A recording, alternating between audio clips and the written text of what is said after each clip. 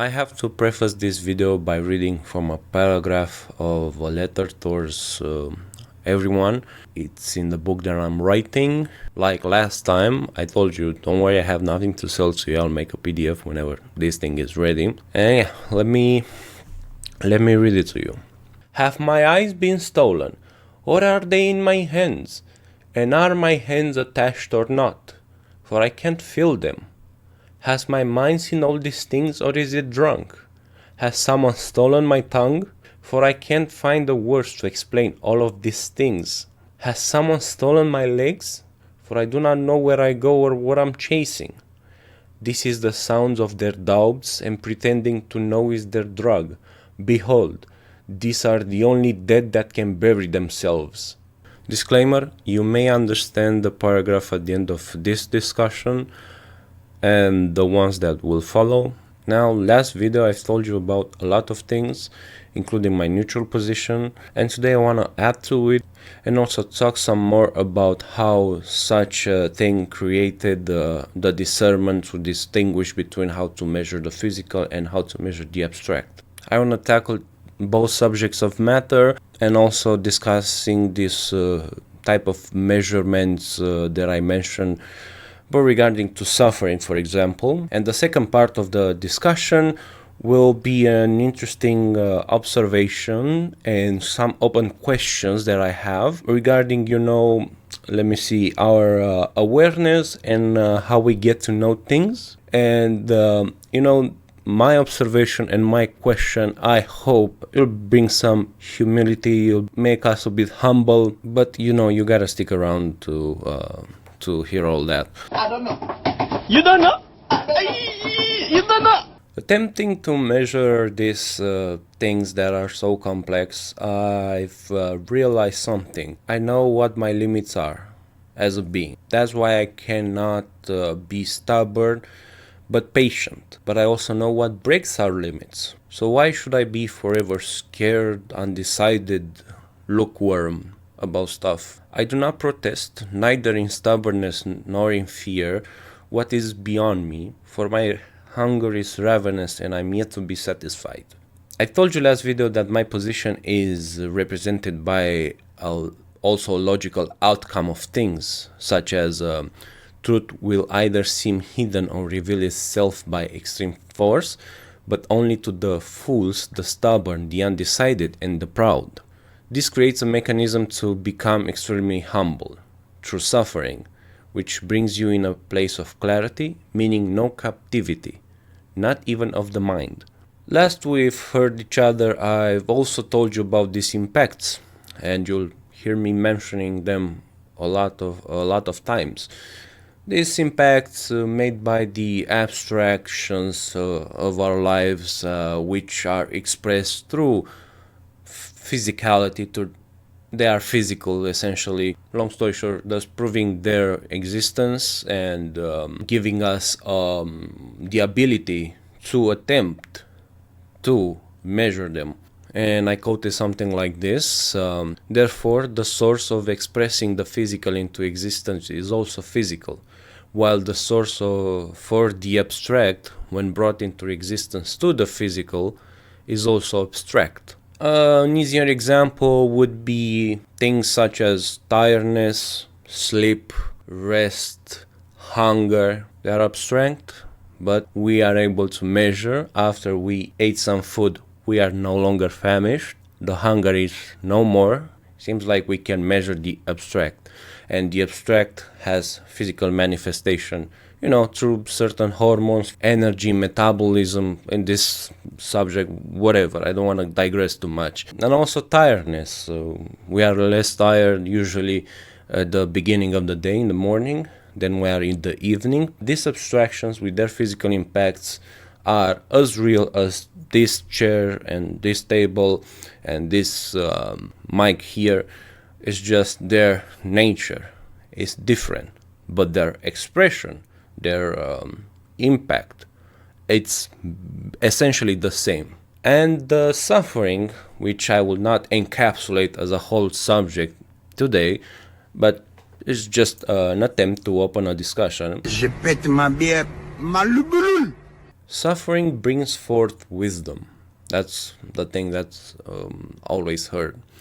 But more precisely, one that's caused by abstractions is going to guarantee such a concept. The physical suffering, not that much, not all the time at least, to a lesser degree, for sure. What is this suffering by abstractions? Emotional suffering, I call it. That may encapsulate better the whole subject, I suppose.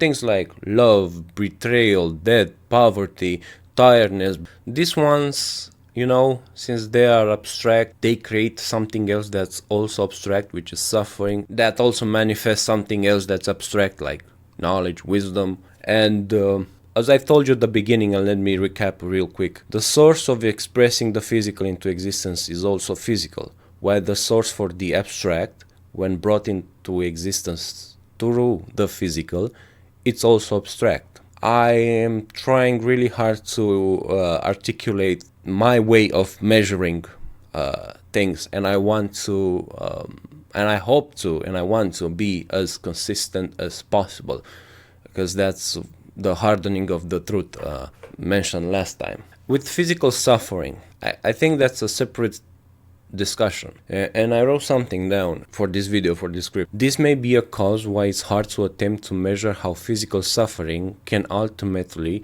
have a good outcome like wisdom, at least most of the times, like the previous examples. How could one even begin to say how tyrant that tortures, disease that kills, or wrath of nature could cause a suffering just the same as the abstract suffering? Therefore, to expect that both kinds can be measured just the same seems really unreasonable and illogical, to me at least. When one brings into the discussion the dying of self, of ego, usually enlightenment has a huge potential to emerge from that event, and such result could give value, therefore creating a measurement of sorts. But while breaking the body may have its perks like discipline and self-control, the rest of it's a suffering that hardly promises the same wide variety of enlightenment as the other kind, I suppose, rather. Therefore, one with no purpose, meaning one that can never be understood, one that serves nothing but destruction. It's one that is plain in pure form, detached from any abstractions. So my point is, try as much as possible to not conflict these two measurements. I'm a bit skeptical that we can measure suffering, which, okay, I understand that's the whole spectrum of suffering, but it's hard for me to say that, that those three sufferings, those have a depth, like we can value them and measure them, like, because I fail to see how, by not having any kind of value, how do we have the ability to make any sort of calculations, another word, right? And essentially, how would even wisdom appear to understand that measurement that occurred there with that plain and pure form of suffering? And mind you, I'm just at the beginning of studying the Bible and reading and thinking, but I've noticed a theme. Isn't God's theme usually to take something bad and make it good? Usually when he does it, some value, something is drawn even from a calamity like the flood or Sodom and Gomorrah. Something was made with a higher purpose, with a righteousness, with something of that nature. There's a thing that serves a purpose of purging of evil. It gives it a purpose. The fact that floods, calamities, catastrophes happen to good people is far away from the same example. When these things happen to any of us, because just happened, it hardly creates any depth. Thus, plain pain like that with no depth can never be attempted to be measured. If one insists that plain suffering like a tyrant, disease, or Mother Nature have some depth, meaning they show the darkest part of man or our own fragile nature, then I say to you that fire does the same in the hands of vile men as it does to our own hands. And if you call that depth, then I can call it a puddle, since we obviously measure things differently. I am absolutely curious about what you guys think, what you have noticed. How do you measure these things? They are complicated.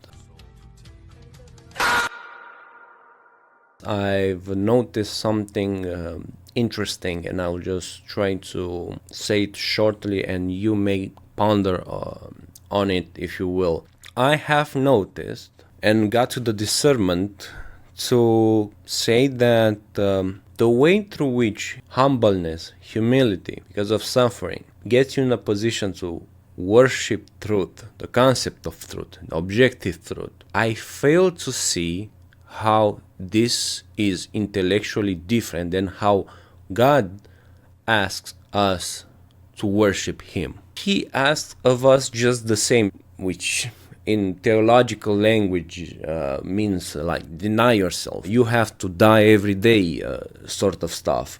Which, to find truth, usually you have to get rid of the biases.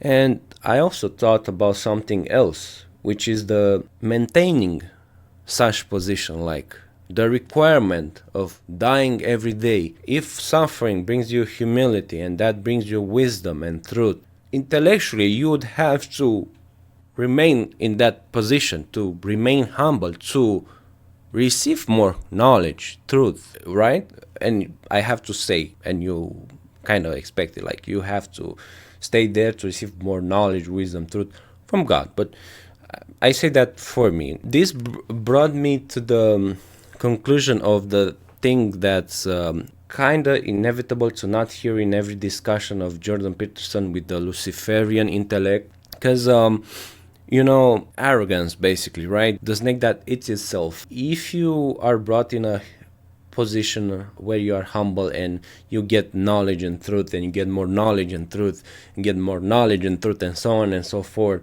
what happens? Are you likely going to still stay in that position, or are you going to become a bit more arrogant when you know more? Like, that's an interesting one. But funny how life is. If you become more arrogant with time, I think you'll start to kind of repeat the cycle. Like, again, you will have to be made humble, meaning to suffer a bit. And let's say you do, and you get back on the right track. Who knows, maybe after some time, you get a bit excited for how much knowledge, because you have a lot of previous knowledge at this point. So you get a bit more excited. So you think, I may just know too much because I'm so smart. And again, who may say, won't you suffer again? Won't you become humble again? But now that you have the knowledge, you have to die again. Who say you're not going to be more stubborn? Like, who loves this suffering? No one likes the dying of ego. Really, my second subchapter is called The Leaves and the Air, ... Usually in my book, you'll see there some open questions. Some of them are attempted to be answered, some of them not that much. I have here observation and open questions. If there are things in the physical world that seem so banal and yet they've taken a lot of time to be defined and understood more accurately, then now the questions. What can then be expected to happen when measuring the unseen and the untouched, the abstract? What is the probability that the outcome to arise from such complex subjects of existence is correct, or even complete for that matter? Third question. Is it probable that we've indeed defined accurately and then understood many other things that are in our dictionaries? And last one. how do we measure our wisdom that helps us making tools that also measure things in order to be sure we are not mistaken? And all these questions I think are interesting, but why is this relevant to the air and the leaves? A funny thought occurred to me that these are banal things, but we took a lot of time in our human history to get to a proper understanding of the two. For instance, and I make the case in the book, like if you were asking 1,000 years ago, how do you define air? What they would tell you, air is just nothingness, just nothing. You get that in here. You need to breathe to live, but that's nothing. It's nothing. It's just nah. It's wrong. Obviously, it's particles cover the entire Earth, nitrogen, oxygen, all of that jazz. And also, if you were to ask, what are leaves? How do you define leaves? Well, it's the thing on the tree. You can see how healthy the thing is. They fall in autumn, whatever. But we know that they are an organ of the plant, and they are capable of something called photosynthesis. It took us a lot of time, like even to get to the idea of photosynthesis and the making of a microscope to be able to observe a lot of these things. Like a lot of awareness was necessary to start to think, like, is there any possibility that there is a smaller world that we don't know about, and how do we even become aware of such thought? This may be just an interesting discussion that humanity can have, and I'm not writing about this whole entire discussion there, but what I'm trying to say is this: let's not be that arrogant in assuming to know how to measure the abstract world, the unseen and the untouched.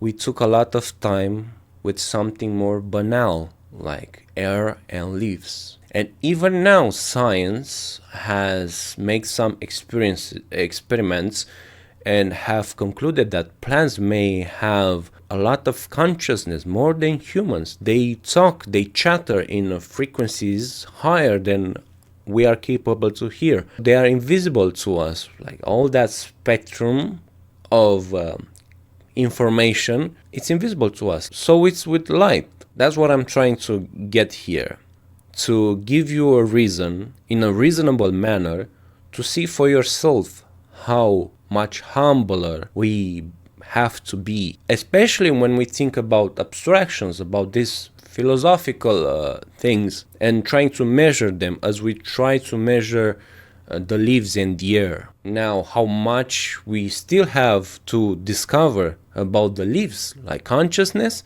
Come on.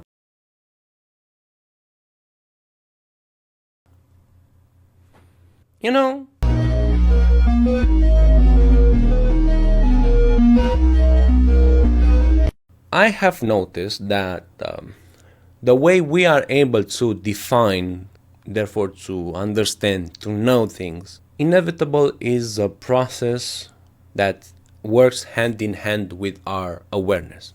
Mind you, the air and the leaves. You may ask, is this the way to do it?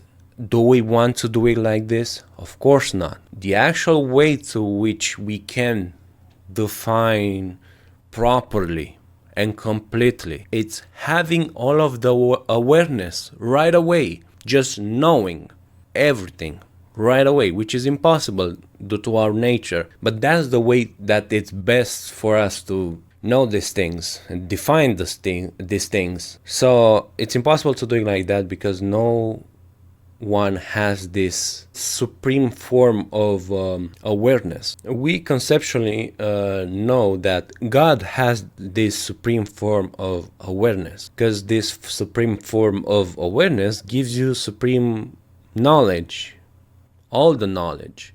It's just something to think about for the next video. Maybe let me give you something more. Design with foreknowledge or not, I say we are damn lucky that they are made being able to get rid of a real problem nowadays, like pollution. We are lucky, and they are abundant and easy to acquire, like next to free, I say it's a miracle. I say it's an interesting point, and that's what I'm trying to say. It's just, who would have known that something that overlooked every day gives such much value to us, to humanity, to the quality of life. And it's just me. Talking about this, I feels like I want to appreciate it a bit more. Right? We are inevitably going to give some words, some things, a certain unbaked definition, because we are limited. It takes a lot of time to get to know things, a lot of struggle, and that's fine. We know it will be this way. Now, let me end this with a few open questions. This, for example, makes me wonder what other things could be out there where our minds are glued to a poor definition, while at the same time our limitations makes us think we've found the proper definition for. The open questions are the following. Is it another object in this situation, a part of our brain, an occurrence, a law that belongs to physics, another thing explained by science? Is it the ethics in our society, something in our own moralities? Is it something abstract? Is it something about the universe? Is the understanding of God or His inexistence? Is it the evidence for any of those two outcomes? Is it the way He acts, His judgment, His character? Is it His will that we got wrong? How much more unaware are we really? How awful have we translated these so-called understandings of certain aspects of reality? How can we get out of this awful predicament? Have my eyes been stolen? Or are they in my hands? And are my hands attached or not? For I can't feel them. Has my mind seen all these things, or is it drunk? Has someone stolen my tongue? For I can't find the words to explain all of these things. Has someone stolen my legs? For I do not know where to go or what I'm chasing. This is the sounds of their doubts, and pretending to know is their drug. Behold, these are the only dead that can bury themselves. It took me 30 years to figure out that mathematics is created by consciousness, and therefore I cannot explain consciousness with mathematics. How can you explain consciousness with math when it's consciousness that created math? When can you explain free will with something that doesn't have free will? You see, it's foolish to think that, that you can explain, more with less. But science doesn't want to go there. Why? Scientism doesn't want to go there. Why? Because you lose your power.